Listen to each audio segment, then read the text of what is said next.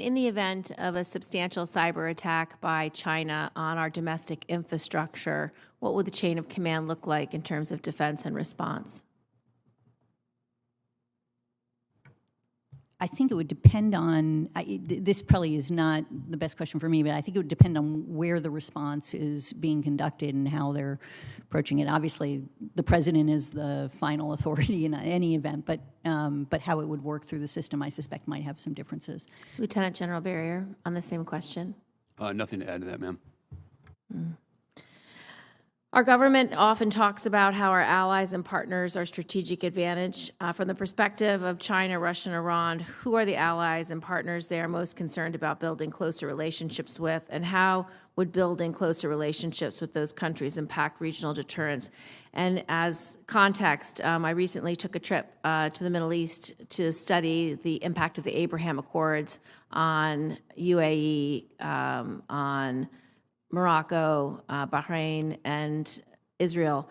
And with regard to that, obviously there was concern when Saudi Arabia decided to engage China in their negotiations with Iran.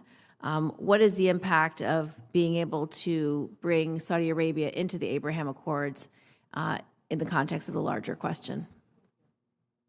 And Senator Gillibrand, forgive me, I missed the very first part of your question. Can you just repeat the first sentence? Just that we often talk about how our allies and partners are our strategic advantage. And so from the perspective of China, Russia, Iran, who are they most concerned about? And then as an example, the Abraham Accords, I think, is a very strategic partnership for us that should be seen as very powerful. And how did the recent efforts by China to negotiate with Saudi Arabia and Iran affect that strategic alliance, and whether that was a powerful strategic alliance we should have been pushing for?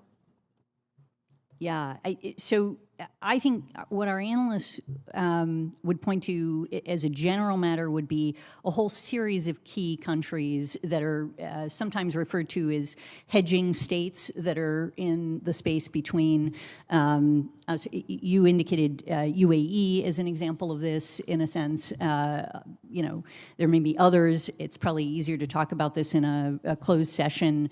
But there are a